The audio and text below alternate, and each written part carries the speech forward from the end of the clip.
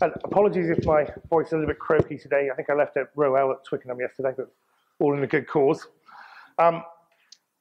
Anglo-African oil and gas. Most of you probably don't know who we are, so let me just do a very quick, brief introduction. The idea behind AEOG, which listed about 2 years ago, was to create a small E&P company which had both E and P. And the idea behind that being that ultimately the oil industry is about selling oil for cash. So we wanted an existing producer, producing asset, which had some cash flow and which we could build through some fairly low risk development and appraisal work. But also you don't just buy a small E&P company because of production. If you're going to do that, you'll buy BP. What we also had to have when we were looking at assets was some really interesting upside. So we ended up buying an asset called tilapia. I'll take you through tilapia in a moment, but just to go through a few of the other things about us is that we are very, very, very cash flow focused. I don't fundamentally believe in valuing oil assets on the basis of a barrel of oil multiples. I think it's all about cash flow and it's all about selling oil. And one of the other advantages of buying an existing producing asset is everything we add to production, the very next day, we sell it and we get cash for it. A lot of the time, if you've got an E&P company, you discover oil, you bring in a great discovery, you're still 5 years, 10, 20 million of capex away from actually making any money out of it. Because ours is totally focused on proving up the asset, increasing production, and selling it for cash. And behind all that is a commitment to a dividend over and above capex programs. So, a little bit more about what we do. Well, actually, that's probably not the right place to start. Let's explain what we have. Right? We have one field at the moment. In that sense, we're a little bit dull. It's a field in the Republic of Congo, which is not the Democratic Republic of Congo. It's the one just to the north. Think better croissants, fewer machine guns. We have a 56% share in a field called Tilapia, which straddles onshore and offshore, just on the coast, just north of Pointe Noire. Our partner is SNPC, which is the state oil company. They have 44%. When we bought the asset for $5 million, already in production from well 101, but producing a very dull sort of 30, 35 barrels a day. But the offtake agreement's already in place. All our oil gets shipped down to the Coraf, the local refinery. Trucks come in, trucks come out every day. Very nice location for drilling because we've got a big onshore pad and we can directionally drill from that, and we can drill both into the offshore structures and the onshore structures. What were we doing when we bought it? Now, 3 key target horizons. R1, R2, R3, which is an upper layer of sands from which the company was already producing. Proven oil. When we drilled the new well, which was the first thing we did, thing we've done over the last year with the asset, we knew that we'd be able to bring R1, R2, R3 into production.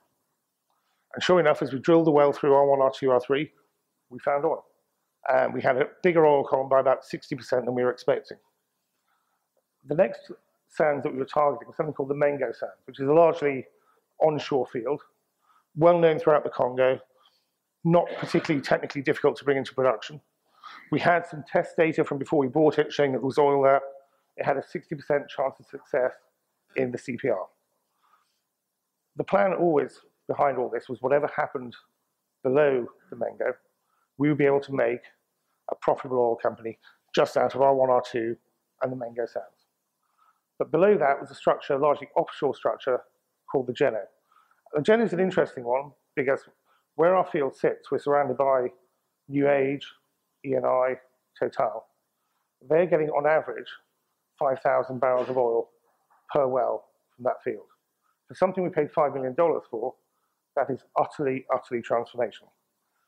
The chance of success there in the CPR was 23%.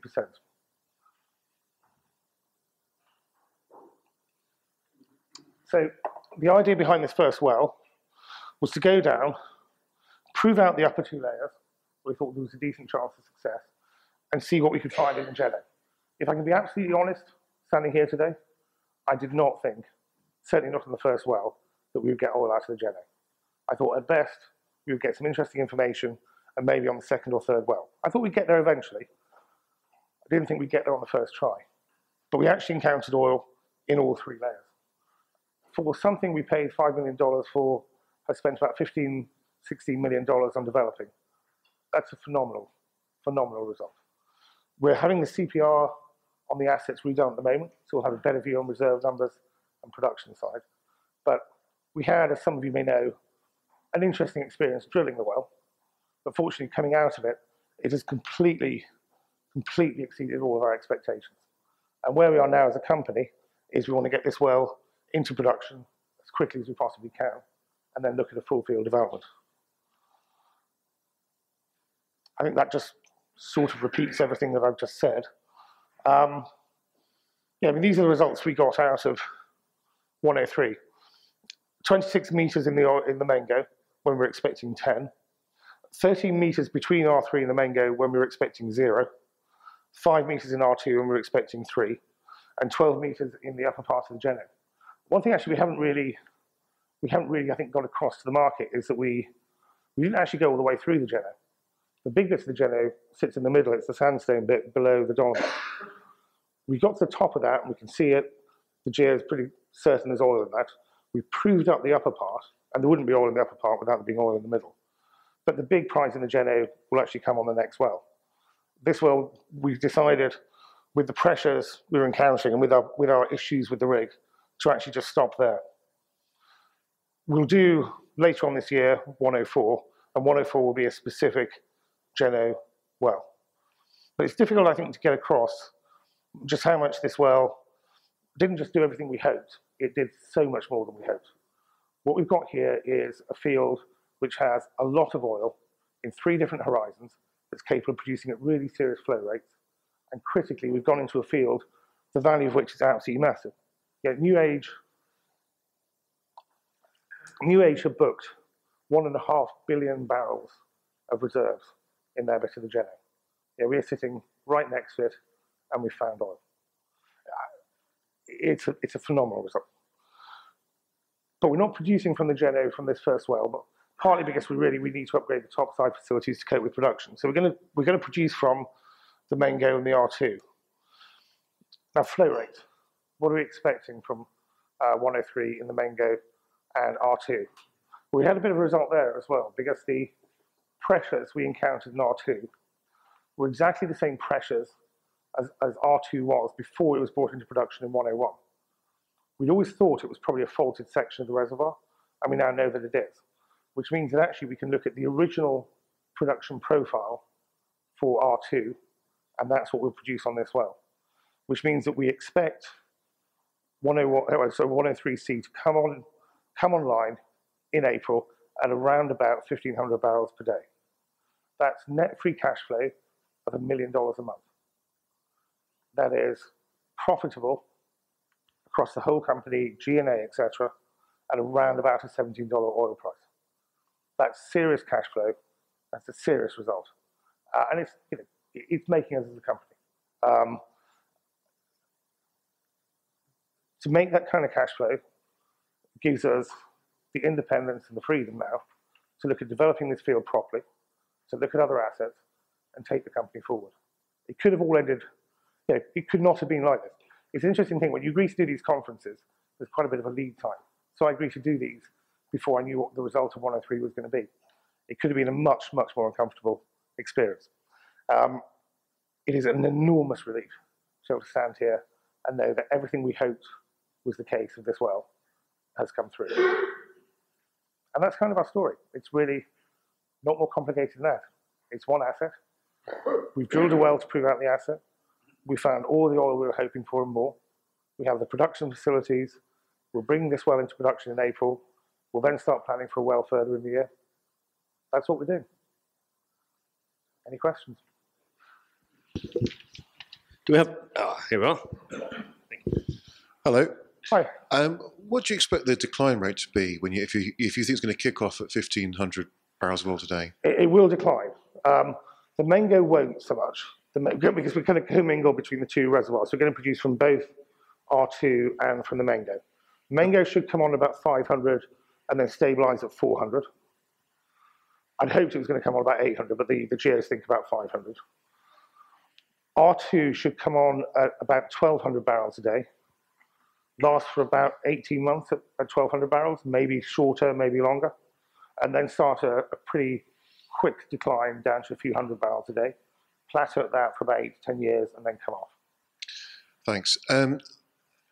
I thought, isn't that a tight reservoir? Yeah. Are you going to fracture it now? Yeah, we're going to do a one-off frac. Okay. And are you going to use that special bit of technology which I read about in your... Fish bones. Yes.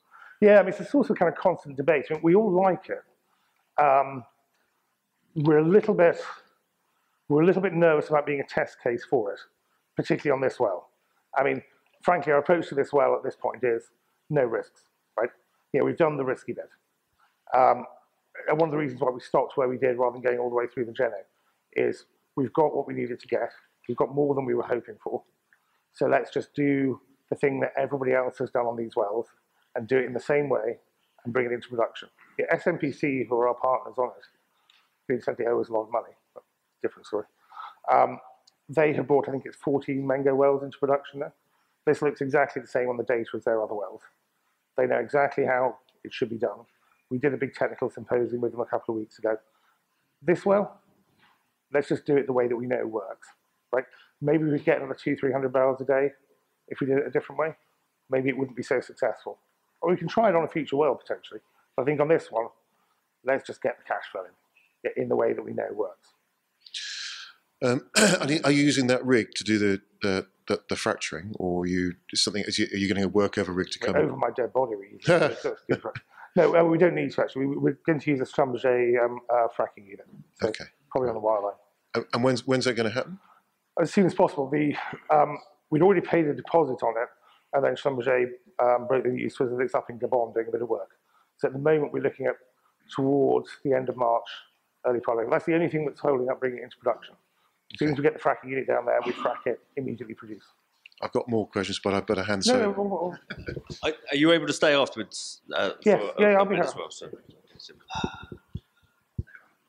When do you expect the CPR to be published? I would have thought sometime early March. Sorry. When do you expect to start to see sort of monetisation coming? April. Any more questions at all? How large is the deposit, and how long do you think you are going to mine? How large is the? How large is the deposit, and how long will it last? Well, I don't know until we see the CPR, to be honest with you. And on the Geno, we'll really need 104 to properly quantify that. We've got more information. R2, I think there's 10 years of decent production, and then small levels after that. Mango wells, 10, 15 years, maybe coming down to about 250 towards the end. But for the foreseeable, that will be in decent shape. Geno wells, nobody really knows. I mean, 5 years is the longest producing Geno well, and it's stuck at 5,000 barrels for 5 years. I mean, You'll be happy with that. Yeah. I'll do this by video conference call from Monaco next year. If it's but in all seriousness, the Mengo is big enough. There just isn't enough long-term data on the Geno to know how it's really going to sort of pan out for the longer term. But the signs are at the moment that 5,000 barrels a day is we paid $5 million for this asset. It's a transformation level of production. So we'll find out. Two quick questions. Just one, how are you going to get the money out of SMPC that they owe you? Well, we've asked them for it, so it's a good start. But actually, I'd rather not have the cash. What we've actually said to SMPC is, look, you owe us about $10 million. We've agreed with the government the 20-year extension on the license, subject to agreeing the commercial terms, which we're doing at the moment. So we've got a nice letter from them confirming that. But we need to solve this SMPC issue at the same time. So what we have said to SMPC is, don't worry about the $10 million. Just give us another 30% of the field. By law, they've got to hold at least 15% of it. So we said, that's fine. We'll write off the debt for 29% of the field. Now, they're obviously quite keen to avoid that on the back of this one. So at the moment, they're saying they're going to pay us. Now, we can't turn down the cash. And frankly, 10 million in the balance sheet is probably not a terrible result. So we've just said, well, look, we don't mind either way. Cash, percentage interest in the field, just get back to us, but make it quick. And the other thing you didn't mention was the Navanji. Oh, the Vangie, yeah. I mean, the Vangie, we will definitely test the Vangie on 104. And 103, we thought, had we got success in the Geno, which we did, that we would then go down into the Vangie. But look, we didn't trust the rig to even go the whole way through the Geno. There's no way I was going to trust it going down to the Vangie. I mean, yeah, no, there are. There are 3 wells now actually going to the Vangie, all brought into production, several thousand barrels a day. So. We'll take a couple more questions if that's okay. John? Thank you. Quality.